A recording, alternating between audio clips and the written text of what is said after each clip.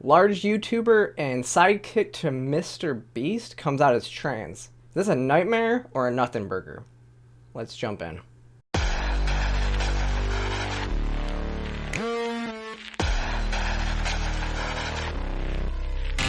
Alright, so welcome back to the channel today, everyone. I want to talk about this Tyson situation. Now, I've been kind of watching it laying back because I didn't really know much about the situation. I didn't really know who Chris was before this, and I hadn't really followed like the MrBeast channel or, you know, rise to fame. So it's kind of been something that I really haven't been putting on my radar too much and putting too much time into.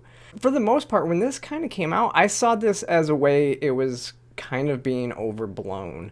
But since then, I think I might be changing my mind, but I think we're actually looking at the wrong issues here. So Chris is the sidekick to MrBeast on his YouTube channel, which is the 4th largest channel on the platform. Last week, in response to a picture that asked Chris what happened, showing him with, you know, a beard and everything like that, to seemingly, you know, very feminine features, Chris confirmed that he's been on HRT for 2 months. Now, at first, I thought, you know, Chris is an adult, he can do whatever he wants. Though I guess the show does have a large children's audience, and I do think that trans people have a responsibility when being public to note that transitioning isn't something that's like this great or glamorous thing. It's just something that a very small portion of society does to feel more comfortable living as, you know, just living our lives. But just by existing, we aren't necessarily pushing this on children, but we need to make it clear that this isn't something that children should be doing. Children should be getting help for their gender identity issues, and then they can make that decision as an adult.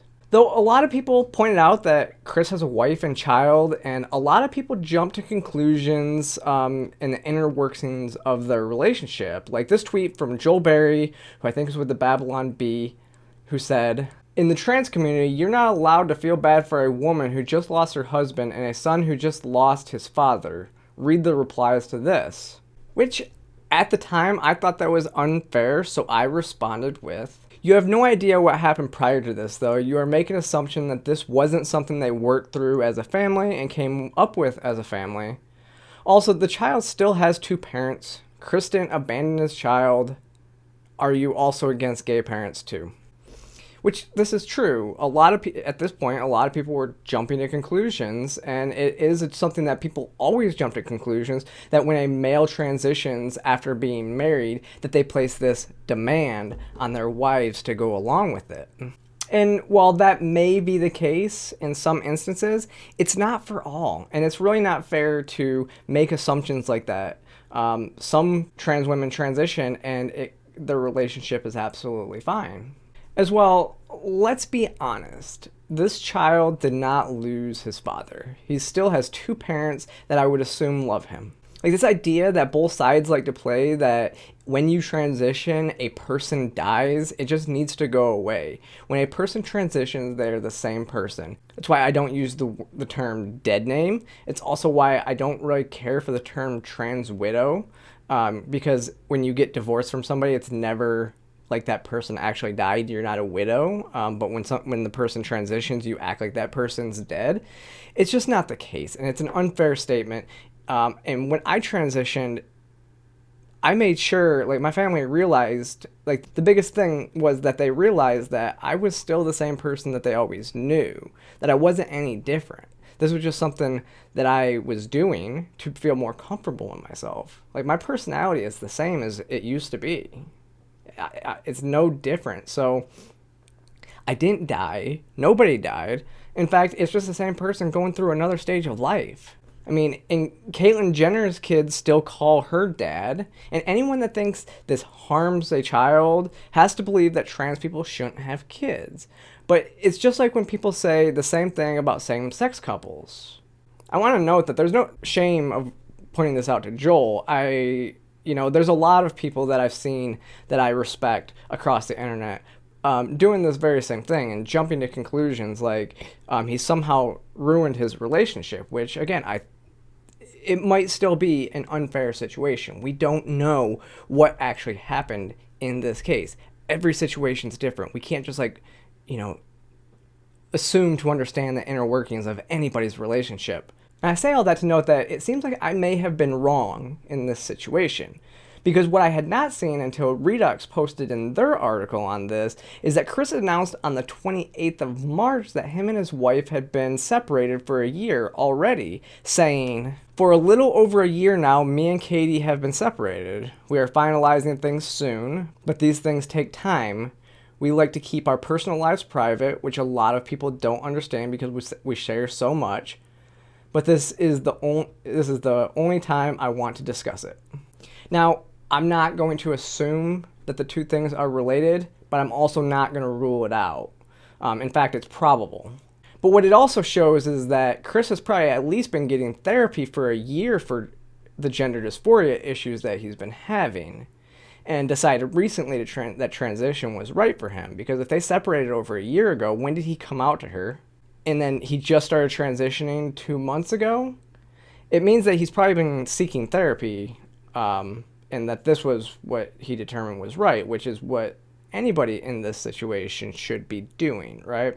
And furthermore, I'm not going to make the assumption that Chris demanded his wife go along with this or leave, because I know that each situation is unique. As anyone who has followed me for a little bit knows, I was married. And people make this assumption about me all the time. And I can tell you, it's just not true, which is all I really want to say about that.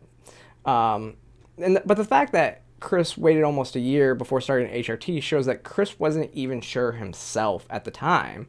But that, again, is just an assumption of myself. If it turns out differently, I will completely admit that I was wrong. I'm open to interpretation on this.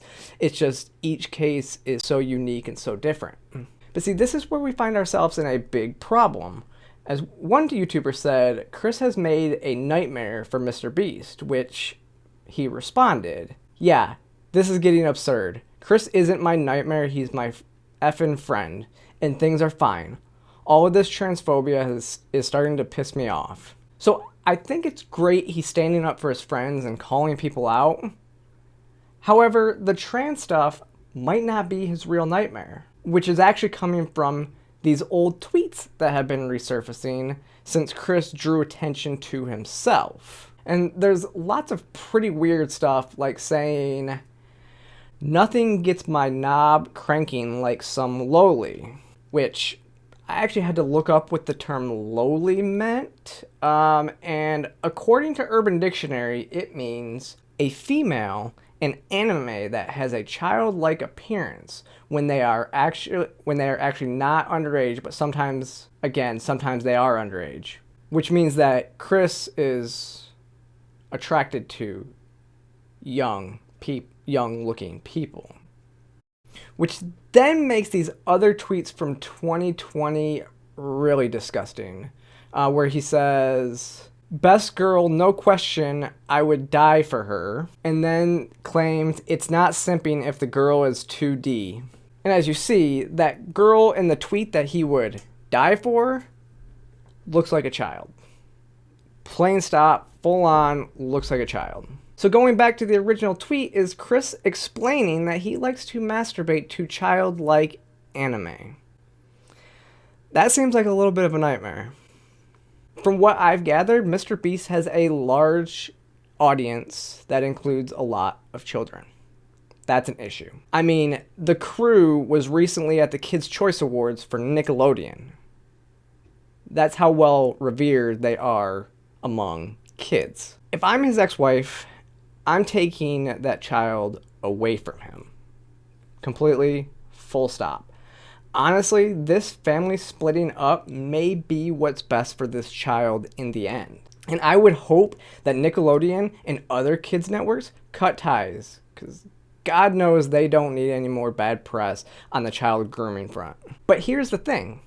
Why had these tweets not been out there before? Why had they not blown up on Twitter before? It's like the same stuff as Balenciaga all over again.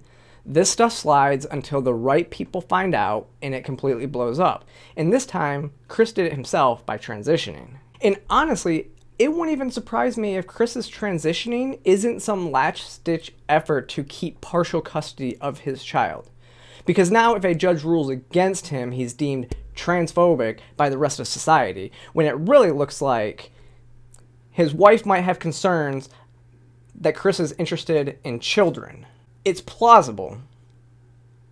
Anything's plausible at this point. So it looks like this story could get really interesting here in the future. But let me know what you guys think in the comments section. Click that like and subscribe button. Support our sponsors. Follow me across all social media platforms, and I will see you next time.